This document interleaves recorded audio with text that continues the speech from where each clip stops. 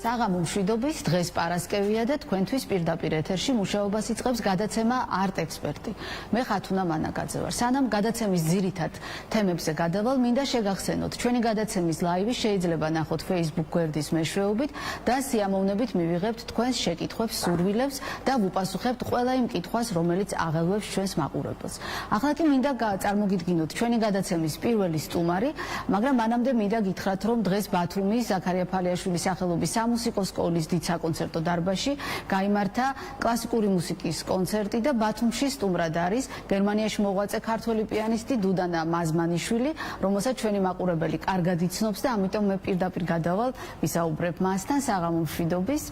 საღამო მშვიდობისა, დიდი მადლობა ჩემი მოწვევისთვის. დიდი მადლობა თქვენ, რომ ასეთი დატვირთული საკონცერტო საღამოს შემდეგ მოახერხეთ პრინციპში მოგიტაცეთ და მოგიყვანეთ პირდაპირ ეთერში სასაუბროდ. ძალიან დიდი მადლობა დღევანდელი საღამოსთვის.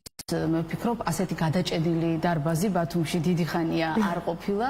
ძალიან დიდი მადლობა კლასიკური მუსიკის მსმენელს და მაყურებელს, რომელმაც მართლაც ძალიან სასიამოვნო საღამო მიიღო. ძალიან სასიამოვნო იყო და სიურპრიზი იყო ჩემთვისაც. ეს იყო საინტერესო. მადლობა ჩემგანაც ბათუმელ მსმენელს. კოლაბორაცია ბათუმის მუსიკალურ ცენტრსა და თქვენ, როგორც პიანისტს შორის და მე ვფიქრობ, საინტერესო საღამო შედგა და მომავალში ძალიან ბევრი საინტერესო მოვლენის მოწმე ვიქნებით თქვენთან ერთად. მოდით დავიწყოთ კონცერტის გარჩევა რო არ გამოგვივიდეს. მე მინდა პირველ რიგში ჩვენს მაყურებელს ავუხსნათ, როგორია ქართველი შემოქმედისთვის უცხოეთში ყოფნა, როგორი პერსპექტივებია იქედან დანახული ჩვენი ქვეყნის შემოქმედების ცხოვრებაში და საერთოდ როგორ მოღვაწეობთ ამ ეტაპზე? მე ვფიქრობ, ყველა შემოქმედისთვის ძალიან რთულია პირველ რიგში უცხოეთში ცხოვრება. არა მხოლოდ იმიტომ, რომ ნოსტალგია რთული გადასატანია, არამედ გიწევს გამკლავება ისეთ საკითხებთან, ისეთ პრობლემებთან, რომელიც სახლში მოგვარებულია და ძალიან სასიამოვნოც არის ხშირად. რაც შეეხება იქიდან დანახულ პერსპექტივებს, მე ვფიქრობ, ის შედეგები, რასაც ქართველი შემსრულებლები ნამდვილად ამას ყველა აღიარებს, დებენ დღეს მთელ მსოფლიოში, იქნება ეს საოპერო თეატრები, იქნება ეს ინსტრუმენტული მუსიკა თუ სხვა და ნებისმიერ სფეროში, ნიშნავს იმას, რომ გარკვეულწილად ის სამჭედლო, რომელიც ჩვენ გვაქვს, მართლა ძალიან მოსაფრთხილებელია. ძალიან მოსაფრთხილებელია და დიდ ინვესტიციასაც იმსახურებს. როდესაც მე ვამბობ სიტყვა ინვესტიციას არა მატერიალურს, გულისხმობ, თუმცა ძალიან საჭიროა და მის გარეშე გამონაცვლელი იქნება, არამედ ემოციურსაც და ინტელექტუალურსაც. ამიტომ ძალიან მნიშვნელოვანია, რომ გავაგრძელოთ ის, რაც მოვიდა დღემდე, განვავითაროთ. მე ვფიქრობ, ეს გაცვლა სწორედ უცხოეთში წასული ქართველი შემსრულებელი არ ნიშნავს ჩვენთვის დაკარგულ მოქალაქეს. მე ვფიქრობ, ეს არის ის ადამიანი, რომელსაც ძალიან დიდი სიმდიდრის ძალიან დიდი საყრდენი ქართული კულტურის ძალიან დიდი სიმდიდრის ჩამოტანა შეუძლია კულტურული სიმდიდრის, რა თქმა უნდა. და ამავდროულად ეს არის სწორედ ჩვენი კულტურული ელჩი უცხოეთში. აი, სწორედ ამაზე მინდოდა მე თქვა, თქვენ წარმოადგენთ ქართულ კულტურას გერმანიაში და გიხდებათ ძალიან ხშირად ამ უკვე სახელმწიფოებრივადაც კი საუბარი ქართული კულტურის შესახებ. დღეს ძალიან ბევრი მოღვაწეობს, ბევრი ქართველი მუსიკოსი მოღვაწეობს გერმანიის სხვადასხვა ქალაქში და ზოგადად ევროპაში და თქვენ მართალი ბრძანეთ, ძალიან მნიშვნელოვანი ადამიანები იქ არიან, ხდება ინტეგრირება, მაგრამ ბოლომდე არ ხდებიან იმ კულტურის წარმომადგენელი და იტოვებენ გზას ყოველთვის ჩვენი ქვეყნისთვის და აქ შემოაქვთ ის გამოცდილება და ის ცოდნა, რაც მათ მიიღეს ევროპაში. რამდენად მნიშვნელოვანია, როგორ ფიქრობთ, ეს გასვლა ყოველი მუსიკოსისთვის და რა უნდა მოხდეს იმისთვის, რომ შეინარჩუნო ინდივიდუალობა და არ დაიკარგო აი ამ რაღაც უკიდეგანო სამყაროში, რომელიც ბევრ გამოწვევას სთავაზობს ევროპა, როცა ჩადიან არა მარტო ევროპა, ზოგადად უცხოეთში ჩვენი მუსიკოსები. აი იქ რო არ დაიკარგონ, რას ურჩევთ? რა უნდა შეინარჩუნონ? ხო, შეიძლება არ იცოდეს მაყურებელმა, ძალიან სპეციფიურია ჩემი ცხოვრება, ალბათ საინტერესო არის, სწორედ იმიტომ რომ მე ჩემს მუსიკალურ კარიერასთან ერთად ვარ დიპლომატიც. და აი 1 იანვრის ჩათვლით ვიყავი საქართველოს კულტურის ატაშე ბერლინში რამდენიმე წლის მანძილზე და იქამდეც მომიწია მუშაობა. იშვიათია ეს რა თქმა უნდა, რამდენიმე შემთხვევით პაბლო ნერუდა ვიცით რომ იყო და პადერევსკი მახსენდება, ცნობილი პოლონელი პიანისტი და დიპლომატი. გარკვეულწილად ეს ძალიან დიდი გამოწვევა არის, იმიტომ რომ რა თქმა უნდა აკლებ პირველ რიგში შენ შემოქმედებით კარიერას. მაგრამ აი ინტეგრაციაზე საუბრობდით და მე ვფიქრობ, სწორედ ამიტომ იყო ალბათ მნიშვნელოვანი და საინტერესო ჩემთვისაც და ვფიქრობ რაღაცა წვლილიც მცირე წვლილი შევიტანე, რომ მე რამდენიმე წელია ცხოვრობდი უკვე გერმანიაში და ინტეგრირებული ვიყავი. თუ რატომ არის მნიშვნელოვანი რომ შევინარჩუნოთ ჩვენი რა ვიცი, ეს თესლები რა თქმა უნდა კონკრეტულ ეროვნულ რაღაც ნაარაძე არის. მე თუ პროვარ მუსიკას ნამდვილად არ აქვს ნაციონალობა და ამაზე მაღლად გასაგებია. აქვს რაღაც სახასიათო ძალიან ინდივიდუალურად გამორჩეული ქართულ მუსიკოსებს. კი, აი ინტეგრირება იმიტომ არის მნიშვნელოვანი, რომ ორმხრივად ხდება მაინც. შენ ხდები გერმანიის კულტურის ნაწილი, მაგრამ ეს არ ნიშნავს იმას, რომ შენ კარგავ ქართულ კულტურას. შენ შეგაქვს შენი წვლილი იმ კულტურაში. შენ მოგოქვს იქიდანაც. მე ვფიქრობ ეს ძალიან მნიშვნელოვანია და ყველა უნდა ეცადოს.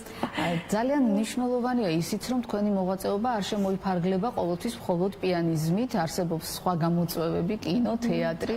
ეს არის ძალიან ისეთი ერთი მხრივ ვითომ ისეთი მსუბუქი გადახვევა ძირითადი სფეროდან, მაგრამ სფერო, რომელიც ძალიან დიდ დროს მოითხოვს და ამავე დროს დიდ შემოქმედებით ენერგიას. როგორ გადაწყვიტეთ ამ მიმართულებით და როგორ მოახდინეთ რეალიზაცია საკუთარი თავის? ისე მოხდა, პატარა რომ ვიყავი და რომ ვიზრდებოდი, ყოველთვის მიწევდა ხშირად ყოფნა ყურადღების ცენტრში. არა ჩემი დამსახურების გამო, არამედ ოჯახის წევრების გამო. და ამიტომ მიჩვეული ვიყავი იმას, რომ უნდა მოვიქცე სამაგალითად. უნდა ვიყო ის ბავშვი, რომელიც ხალხში არ ტირის, არ წუწუნებს და გარედან ძალიან დავარცხნილ წესიერ შთაბეჭდილებას ტოვებდი და რა თქმა უნდა ამის ფონზე შინაგანად ვიყავი ბევრად უფრო ბობოქარი. გამოიხატებოდა ეს სწორედ იმაში, რომ მქონდა უამრავი ინტერესი. ვხატავდი, ჭადრაკს ვთამაშობდი, რა ვიცი, რაღაც სცენარს ვწერდი, რაღაცა ნოველებსაც წერდი. მუსიკის წერა არ მიცდია ერთი. თქო, არანაირი მონაცემი არ მაქვს, თორე ამოხეთქავდა აუცილებლად. და ესე მოხდა იქ ახალგაზრდობის სასახლე, მოსწავლე ახალგაზრდობის სასახლეში დავდიოდი, საერთაშორისო ურთიერთობების კლუბი იყო მაშინ იქ და დღემდე გამომყვა ეს ეთყობა, რაღაცა ეს მოუსვენრობა შინაგანად, ემოციურად არ მყოფნის ეთყობა. და რა არის, იცით, თან მუსიკა ხომ სიტყვა არის, რომელსაც თარგმანი არ ჭირდება. რაღაცა რომ თქვა, რაღაცა განცდილიც უნდა გქონდეს, რაღაცა სათქმელიც უნდა გქონდეს და მხოლოდ მეცადინეობით და სახშირი ჯდომით, ну, რა თქმა უნდა, შენ ამითი უბრალოდ ბერკეტს თუ რაღაცა გზას იპოვე ამის გამოსათქმად, თორემ შინაარსობრივი მაინც ცხოვრებიდან უნდა მიიღო. და ალბათ აი ამ მხრივ გამამდიდრა. რამდენად დაგეხმარათ ეს ყველაფერი, ხა დაახლოებით, მაგრამ მაინც რამდენად მნიშვნელოვანია სხვა სფეროების დომინირება მუსიკოსის შემოქმედებაში? აი დომინირებამდე არ უნდა მივიდეს. აბსოლუტურად გეთანხმები. დომინირებამდე მივიდა უკვე რთულია. მე უკვე კარგება ის, რაც არის მთავარი, ხო? ну, ინტერესი ადამიანს რაც უფრო მეტი აქვს და საერთოდაც არტისტი, მე ვფიქრობ, უკვე საუკუნეების მანძილზე ასე იყო და აი თუნდაც რაღაც იტალიის აღორძინება რო გავიხსენოთ ხო არ ნიშნავდა რომ მარტო ხატავდა ის მოქანდაკეც იყო ხატავდა კიდე თანამედროვე ხელოვნებაშიც ასე არის მე ხშირად აი რაღაც ექსპერიმენტულ პროექტებს ვთანხმდები სწორედ ამიტომ ელექტრომუსიკასთან ერთადაც მქონდა ბერლინის კონცერტ-ჰაუსში ძალიან საინტერესო პროექტი ბახის კონცერტზე გავაკეთეთ და არტეს ტელევიზიამ გადაიღო კულტურის არხმა გერმანულ ფრანგულმა მე ვფიქრობ ძალიან მნიშვნელოვანია და ამდიდრებს. უბრალოდ აი ეს ზღვარი თუ რაღაცა ოქროს კვეთა, აი ეს არ უნდა დაგვეკარგოს ჰორიზონტი. თუმცა მე მინდა ბათუმელ მაყურებელს შევახსენო, ჩვენ გქონდა საშუალება ფესტივალი ბიაფის დროს, საავტორო ფილმების ფესტივალის დროს გვენახათ, მოგვესმინა თქვენეული ვერსია, ფანტასტიკური ვერსია მე ვიტყოდი ჩემი ბებიას ცნობილი ქართული ფილმის იმიტომ რომ მე კიდეც მოგწერეთ მაშინ რომ აი რო არ გეყურებია კადრები შეიძლებოდა მიმხვდარიყავი რა ხდებოდა ესეც არის ერთგვარი გამოწვევა და როცა ამბობთ რომ მუსიკის წერა არ მიცდია აქ თვითონ დამოკიდებულება რასაკვირველია იყო საავტორო მუსიკა თავისთავად ხადია მაგრამ დამოკიდებულება და მუსიკის მიწოდების ხერხი უკვე იყო აბსოლუტურად ადეკვატური და ცოტა ისეთი აბსოლუტურად ინდივიდუალური პოზიცია ჩანდა. ძალიან დიდი მადლობა იმ საღამოსთვის, იმიტომ რომ მე ვფიქრობ, აი ესეთ მომენტებში განსაკუთრებით ჩანს პიანისტის და ზოგადად მუსიკოსის დამოკიდებულება უფრო ესეთი ფართო მოვლენებისადმი. ესეც რაღაც ესეთი ექსპერიმენტული პროექტი იყო და როდესაც ვამბობ რომ არ მიცდია მუსიკის წერა, მე გულისხმობ, როდესაც მუსიკაზე ვაპარაკობ, ბახს, ბეთჰოვენს, შუბერტს, შოსტაკოვს. ამიტომ თორე ეხლა მოდით მაშინ ასე დავსვათ კითხვა, რა ამ ეტაპზე რომელი მუსიკით, რომელი ეპოქის მუსიკით ხართ დაკავებული და რა ტიპის კონცერტებს გეგმავთ? ექსპერიმენტულს თუ მაინც კლასიკური მუსიკის ჩარჩოში? ბუნებრივია კლასიკური ერთგული ვრჩები და ვიქნები. ეს პროექტები, რომლებიც ხანდახან ხდება ხოლმე არის შემოთავაზება, ხანდახან ჩემი იდეა არის. მაგალითად ბახის შემთხვევაში ასე იყო.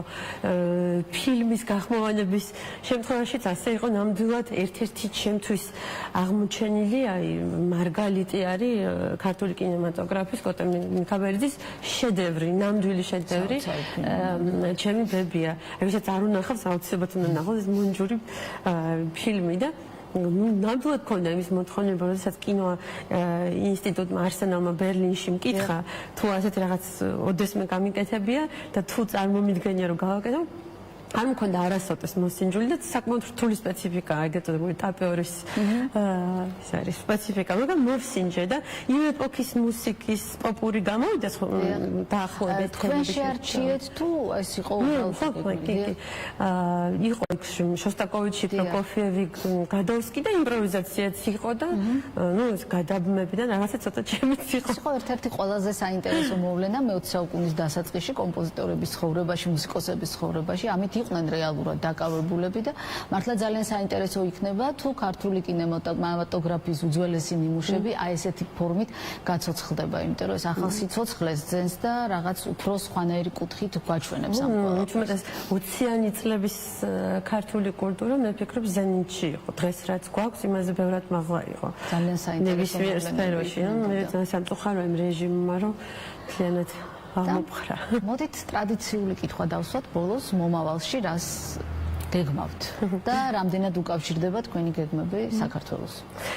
ძალიან მალე მაქვს ისევ ძალიან ექსპერიმენტული საინტერესო პროექტი უკვე გოგი ალექსიძის თანამედროვე ქორეოგრაფიულ დასთან ერთად მარიამ ალექსიძის იდეა არის ძალიან საინტერესო ბახის გოლდბერგ ვარიაციებზე გვექნება კონცერტი სპექტაკლი რუსაველის თეატრში უკვე 5 ივნისს და ამისთვის ვემზადები ამას გარდა ამერიკაში რამდენიმე კონცერტისთვის და ნუ ჩვეულ რეჟიმში ვაგრძელებ მუშაობას, ახალი რეპერტუარის დამუშავებას და იმედი მაქვს იქნება ბათუმიც სადღაც რომელიღაცა წერტილში გაისად 2020-ში დაგიბრუნდებით აუცილებლად. დიდი მადლობა რომ ვიყავით ჩვენთან ერთად, წარმატებებს გისურვებთ შემოქმედებით ცხოვრებაში, ჩვენს მაყურებელს შევახსენებთ.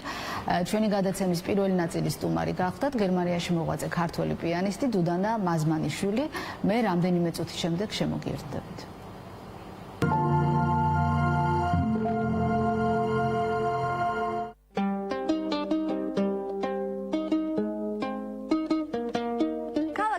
ტბისკენ 3 კილომეტრის დაშორებით სოფელი ფერია მდებარეობს. ხელოჩაურის მუნიციპალიტეტში მდებარე ერთ-ერთი დიდი სოფელი, სადაც 1100 კომლი ცხოვრობს. ზედა ნაპირს ახლა ზევითონ ახლა რო ეძახიან ნათობს ამას ერქვა მაჰმუდია. სოფელი ფერია მრავალეროვანი სოფელია. აქ ძირითადად ქართველები და აფხაზები ცხოვრობენ. 5 წლის წინ დაწყებული აფხაზური ენის გაკვეთილები და ფერიის საჯარო სკოლის მოსწავლეები, რომლებიც აფხაზურს განსაკუთრებული ინტერესით სწავლობენ. მარტო აფხაზებს არა, ქართველ ბავშვებს დაინტერესა. აფხაზეთში არ ვართ ნაყოფი, არ ვიცით აფხაზური და ჩვენ როცა ვჩავართ აფხაზეთში, ჩვენ აფხაზარ ძმებს როგორ უნდა ვესაუბროთ, ამის სურვილი აქვს აფხაზურს სწავლობენ. 35-40 ხანდი არის ჩვენთან ფერიაში მასწავლებლები აფხაზეთში. ინარი დარგია მეკუთვნობა. რომ სულ შეგიდატრია გეხალისება თანხმობით. დაიცალეთ სოფელი ფერია, ნათია თავდგირიძესთან ერთად. 22 საათზე გადაცემა ერთი დღის სოფელში.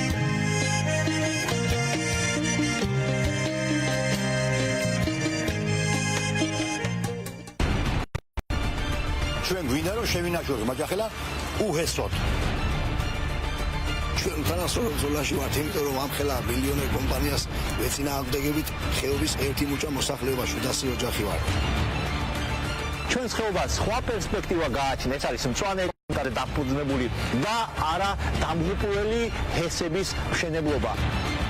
7 კილომეტრი წყლის აღება და გადატანა სხვა მიმართულებით აუცილებლად შექმნის კლიმატს და აუცილებელი ცვლილებები მოხდება.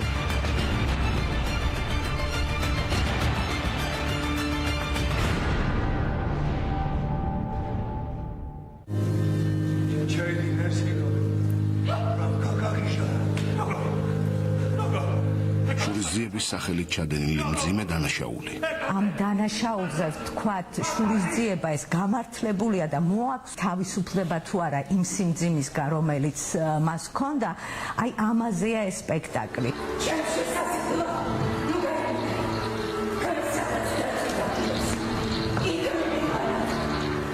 რა ხდება მაშინ, როცა საზოგადოება გუგრილია სხვისი უბედურების მიმართ? მიუხედავად იმისა, რომ ეკაბე არის მსხვერპლი უსამართლობის, შემდეგ თვითონ იქცევა მოძალადეთ და დამნაშავეთ და აი ამ პროცესს გვიხატავს ძალიან ობიექტურად რეჟისორი.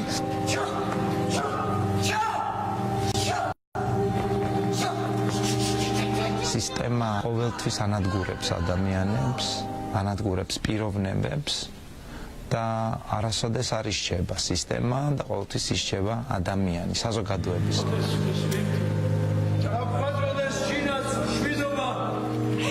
ჰეკაბე 4 შაბათს აჯარის ტელევიზიით გადაცემაში სცენა.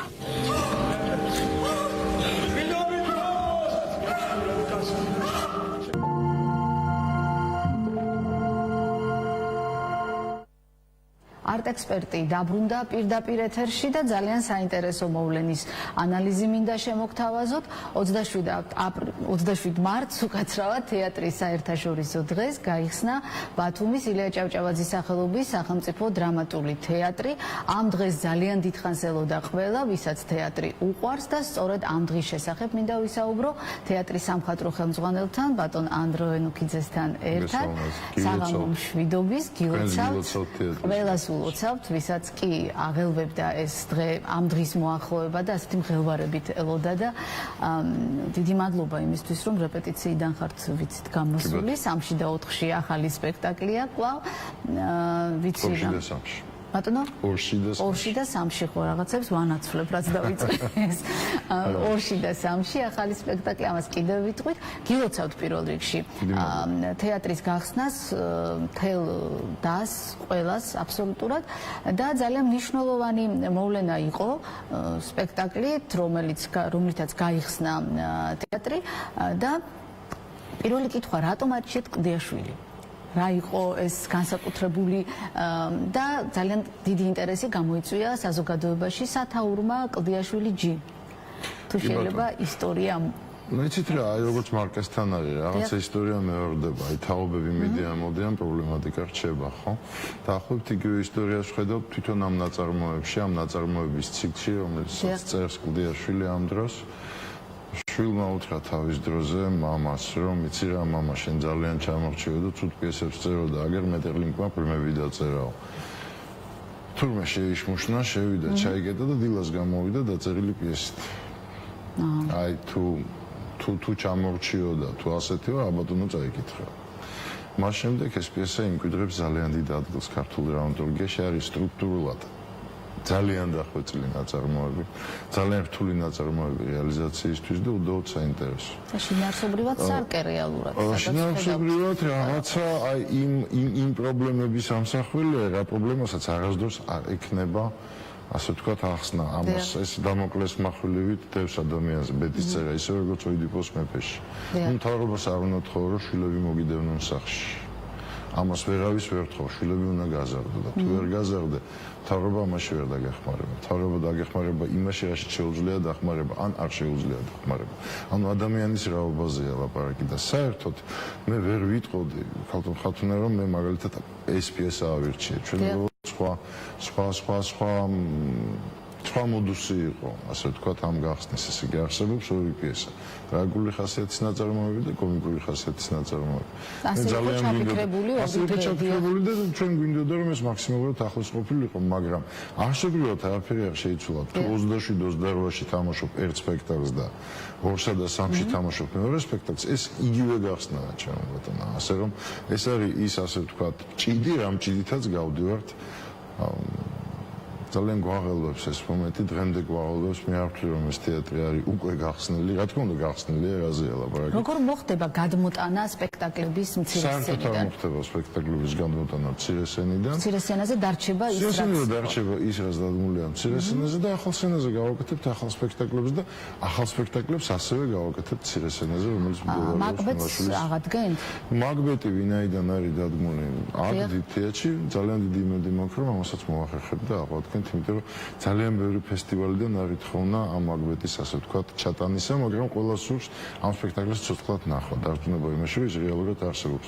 ამიტომ დღის წესრიგში გვაქვს ამ სპექტაკლის აღდგენა, აღვადგენ და ნუ სულ ცოტა შექსპირის ფესტივალზე გდანსკში უკვე ვართ პრაქტიკულად მიწვეულები და აუცილებლად. მაკბეტით. დიახ, მაკბეტით. ანუ ესე იგი რეპერტუარი გაიზრდება უკვე თეატრი ნელ-ნელა მოვა ფორმაში და შენობის ათვისების პარალელურად გაიზრდება რეპერტუარი, არ გადმოვა ძველი პიესები. როგორც თქვენ. რა თქმა უნდა, ნუ შეიძლება იმ ძველი რეპერტუარიდან რაღაცა გადმოვიდეს, აი ვიდრე რემონტზე გავიდოდა თეატრი, მაკბეტის არ იყოს, იმიტომ რომ ძალიან ბევრი ღირსეული სპექტაკლი იყო, ხო?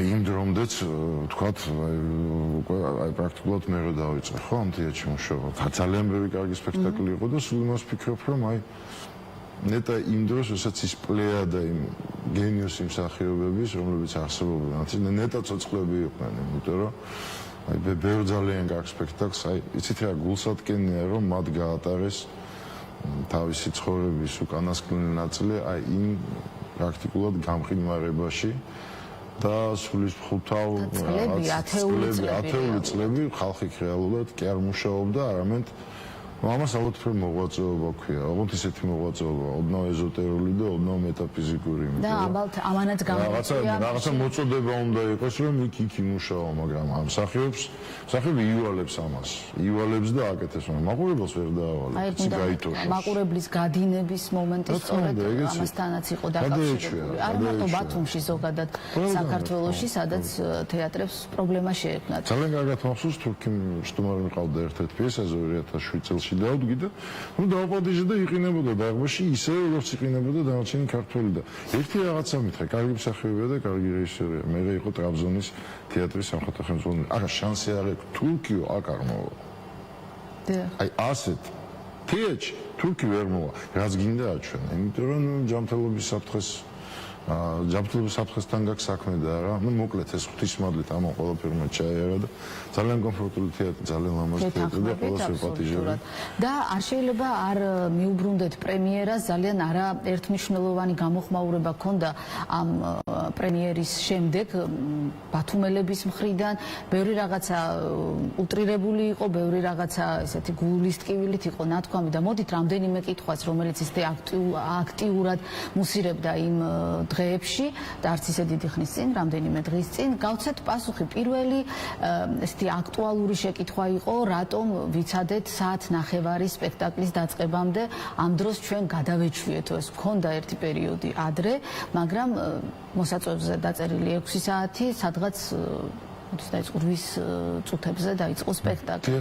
და იქ იყო გამოფენა მოწყობილი, ფოეში იყო მოწყობილი გამოფენა, იყო დაინსტალირებული ძალიან საინტერესო მე მგონი ვიდეო კოლაჟი და ბოლომდე უჭირდებოდა იმის ასაქმელად. უკრავდა კვარტეტი, მე მგონი ძალიან კარგად უკრავდა. და არ ამგონია რომ ეს დრო ამ დროს ჩაევლო ფუჭად. ალბათ მაინც მაყურებელს უნდა მიუწეროთ რომ გამოფენაზეც ვეპატიჟებით რომ ის აბსოლუტურად სრულად გაიგონ. და ამისა იქ იყო კიდე რაღაც პროტოკოლური ასე ვთქვათ ჩვეულებრივი ამბავი, იმიტომ რომ შედიხარ მიმდინარეობს შემოწმება, მას ცოტა მეტი დრო უნდა ვიდრე ჩვეულებრივად მოსვლა თეატრში და ალბათ ამიტომ ჩემ ბატონო მე ამ დროს საქმით ვიყავი გართული იქ კულისებს მიყვა და სიმართლე გითხრათ ამ სიტუაციას ოდნავ ვერ ვაკონტროლებდი და ჩემთვის მეორე კითხვა რომელიც ასევე აქტიურად დაისვა და ბუნებრივია რომ პირველ დღეს ყველა თეატრში ვერ მოხდებოდა იმიტომ რომ თეატრი არის ცოცხალი ორგანიზმი არ არის უბრალოდ არის ის ადგილები რაც არსებობს მაგრამ იყო საყვედური და გულისტკივილი იმის გამო რომ არ გაიყიდა არც ერთი ბილეთი და მხოლოდ მოსაწვევები იყო დარიგებული და რაღაცნაირად მოხდა საზოგადოების დაყოფა ორ ნაწილად, ვინც მოხვდა იმ დღეს თეატრში და ვინც დარჩა გარეთ. და აქვე მაქვს შეკითხვა, მეორე დღეს იყო თუ არა დარბაზი სავსე. გაიყიდა ბილეთები მეორე დღესთვის? მეორე დღესაც ასევე სტუმრები იყო მოწვეულები, ვინც არ აღმოჩნდა პირველ დღეს, აღმოჩნდა მეორე დღეს, ასე რომ მოსაწვევები დაიყო ორ დღე. ორ დღე დაიყო მოსაწვევების, დარბაზი იყო პრაქტიკულად სავსე. ღვთისმადლით არავინ არ დარჩა შეურაცხყოფილი იმით რომ მეორე დღეს დაპატიჟეს და მოვიდნენ ასე რომ დარბაზი შევისო ერთადერთი რამე შემიძლია თქვა მე გულწრფელად ვწუხარ და ბოდიშ ვიხდი იმის გამო რომ აქ რაღაცა ელემენტარული უკმაყოფილება გაჩნდა და მე მისმის ამ უკმაყოფილებას ჩვეულებრივი ამბავია ყველა ვერ დაეტევა ნუ გაცლებით მეტი ადამიანია ბათუმში 500 ადამიანზე გაცლებით მეტი ვიდრე იტევს ეს თეატრი. პლუს ამას დავამატებდი რომ ბათუმის თეატრი არ არის მორიგი თეატრი, არის ჩვეულებრივი თეატრი საქართველოს სინამდვილეში. ჩვენ ყავდა 400 სტუმარზე მეტი. დიახ. და ბათუმის თეატრი ბათუმელებს რჩებოდა ბათუმში. და ვინაიდან ეს გახსნაც, ამ თეატრის გახსნაც რაღაცნაირად სიმბოლურადაც იყო დაკავშირებული საერთაშორისო თეატრის დღესთან, აქ იყო უამრავი სტუმარი მათ შორის უცხოეთიდან. ის ჩამოვიდა იმ დღეს, იმან გამოხატა თავის თანადგომა. სრულიად საქართველოს თეატრალური ოჯახი იყო წარმოდგენილი ბათუმში. ახლა მარტივ რაღაცას გეტყვით. კაცი მოდის სიტყვაზე თელავიდან. დიახ. მიუჯდა საჭეს, იმგზავრა 7 საათი, დაესწრო შენ სპექტაკლს. დაჯდა იგივე მანქანაზე და იმავ ღამედ 14 საათი გაატარა გზაში იმისთვის რომ დაესწროს შენს პრემიერას. ისე როგორც ახალციხიდან, ჭიათურიდან, ქუთაისიდან, თბილისიდან და ასე შემდეგ. იყო მთელი თეატრალური სპექტაკლი დღეს. როგორ გინდა უთხრა არ ჩამოხვიდე? დიახ, რასაკვირველია. ხო და აი ასეთი სტუმარი რო ყავს 400-მდე და დარბაზი იტევს 500. აი რა გინდა რო ბუნებრივია, სხვათა შორის ეს არის მშვენიერი ტესტი იმისთვის, როცა უკვე გაიყიდება ბილეთები და როცა უკვე წავა ჩვეულებრივ რეჟიმში თეატრის ცხოვრება, რამდენად აქტიური იქნება ბათუმელი მაყურებელი, ჩვენ მე და თქვენ არაერთხელ გვისაუბრია ამ გადაცემაში სწორედ ამ პრობლემაზე, რამდენად ხშირად უჩნდება სურვილი მაყურებელს მოვიდეს თეატრში. ყველა ლოგიკური ასე ვთქვათ, მოლოდინი ცხადყოფს და განწყობას გძნობ, ცხადყოფს იმაზე, რომ ხალხი მოვა თეატრში, ამიტომაც ჩვენ ახლა სულ ახლა მომავალში წარმოვადგენთ ხანუმას პრემიერას ისეთ სპექტაკლს, რომელსაც აუცილებლად აუცილებლად უნდა ყავდეს მაყურებელი. აბსოლუტურად ერთით აი მინდა თავაკაკუთე როგორც ხდება ხოლმე. თავზე ჯობია, ესეც ხეა. რა ვიცი, აი როგორ გითხრათ. მე მგონი ყველა წინაპირობა ამისთვის არსებობს. თუ წყენა არ გადაუარა იმ ბატონებს და ქალბატონებს, ძალიან დიდი იმედი მოქალაქ წყენა გადაუვიდა. რაღაცა ხო, რაღაცა თეატრის სიყვარული გადაწონის. კიდევ ერთხელ აქ დამთავრდეს. თეატრი არ არსებობს ერთი დღისთვის. თეატრი არის, მოდი ასე ვთქვა, სამის დღე მიჩიოდა ყოველდღე. აი აბსოლუტურად ყველასთვის, ყველა ბათუმელის საკუთრებაა ბათუმის დრამატული თეატრი. და ის აქ ღვთისმადლით არსებობს და გაკეთდა ის რისი გაკეთებაც ბათუმის 2/3-ს არ ჯეროდა რომ ეს ასე და ამ ხარისში გაკეთდება. ღვთისმადლით გაკეთდა, არის, არსებობს და ჩვენ წინგვალის ძალიან საინტერესო თეატრალური თეატრში რაც თავარია, იმიტომ რომ პარალელურად როგორც თქვენ ბრძანეთ, მცირე სცენა აგრძელებს მუშაობას იგივე რეჟიმში და ძალიან დატვირთული თეატრალური ცხოვრება უნდა გველოდებოდეს წინ, ხო? მოდით ახლა დავასრულოთ ამაზე საუბარი და გადავიდეთ შემოქმედებით და ძალიან მნიშვნელოვან ეტაპზე, რა დაიგეგმება უახლოეს ხანებში და როგორ აეწყობა დიდი და მცირე სცენის ურთიერთობა.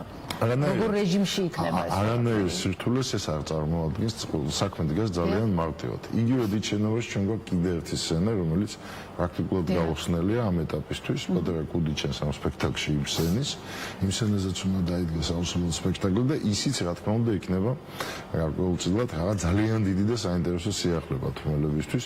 ჩვენ მოვიტოვეთ ეს სიურპრიზი ბათუმელებისთვის და დაახლოებით 2 თვეში იმ სცენის გახსნასაც ასე ვთქვათ. და როგორ მოხდება აქ მსახიობები დაკავებულები იქნებიან იქაც და განაწილდება როგორ ეს სპექტაკლები? კვირაში რამდენი სპექტაკლი შეიძლება? ჩვენ გვეგმავთ კვირაში მინიმუმ 5 სპექტაკლს. მთავარია მაყურებელი. ფანტასტიკურია. ანუ მე შემიძლია თქვა რომ დიდ სცენაზე ვითამაშებ 2 სპექტაკლს, თქვა 2 სპექტაკლს ან 3 სპექტაკლს ვითამაშებ მელაშვილის სცენაზე და დაახლოებით 2 სპექტაკლს ვითამაშებ ჩვენს ახალ ექსპერიმენტულ სცენაზე. ასე რომ გეგმა არის ასეთი და დანარჩენი უკვე არის მარკეტინგის სამუშაო. არა, დღეში 2 სპექტაკლი არასდროს არის. 7 გამოვიდა ხა დავთვალე. მარტივად იყოს 7. არ არის არანაირი პრობლემა. თუ ჩვენ თქვა ზღაპარი ვითამაშე დიდ სცენაზე, დიდ 12 საათზე, დავსვლა შეგვიძლია თქვა დრის მერე ვითამაშოთ ან დიდ სცენაზე, ან ექსპერიმენტულ სცენაზე, ან მელავიშვილის ქუჩის სცენაზე. თავარია იყოს მოთხოვნილება და იყოს ისეთი რეპერტუარი სადაც მოახალხე. იყო საუბარი, რომ ბათუმი გახდებოდა თეატრალური ფესტივალის მასპინძელი. გახდება უცვლელად. დიახ, როგორ იგეგმება ეს ფესტივალი და რა? დაახლოებით სიტუაცია არის შემდეგნაირი, რომ ჩვენ 31 ნოემბერს დავიწყებთ ამ ფესტივალს და 12 დეკემბერს ამ ფესტივალს დავამთავრებთ.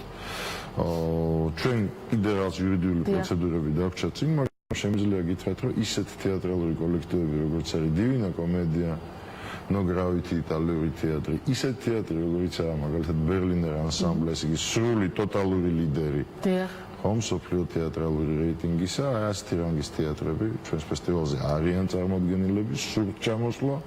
გვაქვს მატერიალური სახსარიც იმისთვის, იმიტომ რომ ძალიან სერიოზულ ხაზდაკლებებზე წავიდნენ და ძალიან ამოგიდნენ. თან ისეთი პერიოდია არასეზონური, ფანტასტიკური ბათუმის გაცოცხლებისთვის. ბათუმის თვალსაზრისით არის არასეზონური, მაგრამ სოფლიო თვალსაზრისით ყველაზე სეზონური დროა, ესე იგი საუკეთესო დროს ჩამოდიან, ესე იგი იქ სადაც აი მაგალითად საფრანგეთიდან მოდის ნოგრავიტი და ბერლინერი ჩამოდის, მიფრინავს და 2 დღეში პრემიერა აქვს ბერლინში, იმიტომ რომ უნდა მოასწრონ 25 დეკემბრამდე მოგახსენებათ იქ 25 დეკემბერს. ეს არის ძალიან მნიშვნელოვანი, რომ ასეთი ფართო სპექტრის ამ დროს სრულიად ბათუმზე არის კონცენტრირებული მსოფლიო თეატრალური ელიტის ყურადღება და ეს ფასდაუდებელი ღვაწლია, ვთქვათ, მოდით პირდაპირ ვთქვათ, იმ ადამიანებისა, ვინც ამ ფესტივალს აკეთებენ და ეს არის უდაოდ ჩვენი სამინისტრო, უდაოდ ჩვენ, უდაოდ მერია, ფასდაუდებელი ღვაწლი იქნება ბათუმის იმიჯის კიდე ერთი ძალიან საინტერესო მნიშვნელოვანი და ღრმა წახნაგის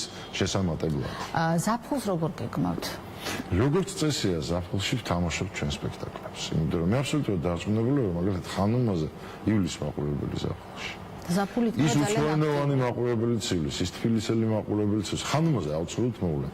შეიძლება არ მოვიდნენ თქვა კლდიაშვილზე, იმიტომ რომ ცოტა მძიმე ხასიათის ნაწარმოებია, თუმცა ისიც მეჩვენება რომ ძალიან სასაცილოა. შორის აი სპექტაკლის ყურების დროს გამიჩნდა განცდა შესაძლებელი იყო ინგლისურენოვანი ტიტრების გაჩენა თეატრში. უკვე დაპატიჟებულია ეს სპექტაკლი ბელარუსის ფესტივალზე ბელარუსიაში. მე აბსოლუტურად დარწმუნებული ვარ, ამ სპექტაკლს ძალიან დიდი შანსი აქვს საინტერესო საფესტივალო ცხოვრების, იმიტომ რომ დაახლოებით ხვდები რომ ევროპაში ასეთი მოდით ასე პირდაპირ თქვა ჟანრის და ყალიბის ნაწარმოებები ახლა საკმაოდ მოდაში. და ანუ გვექნება ზაფხულში აქტიური თეატრალური ცხოვრება, ველოდებით თუ არა გასტროლებზე რომელიმე ქართულ თეატრს. ფართოდ უღებთ კარს ყველა ქართულ თეატრს სიამოვნებით, წინასწარ ასე ვთქვა, დაიგეგმება ეს ყველაფერი. და რა თქმა უნდა, ყველას ველოდებით, ყველასთვის ჩვენი თეატრის კარი ღიაა, როგორც იყო ეს ყოველთვის, ეს ტრადიცია ჩვენ არ უნდა არაფერს საფრთხე არ უნდა შევქმნათ ამ ტრადიციას. ყველაფერი გაგრძელდება ძველებურად. რაც შეეხება ჩვენ გასტროლებს, ახლა მომავალში მე და ბატონი აცეგლომბი დავიწყებთ კოპროდუქციას, იქნება ერთობლივი სპექტაკლი, პოლონელი და ქართული არტისტები აღმოჩნდებიან ერთ სიბრტყეში და ერთ ენაზე ილაპარაკებენ ერთმანეთის სცენაზე. რომელ ენაზე?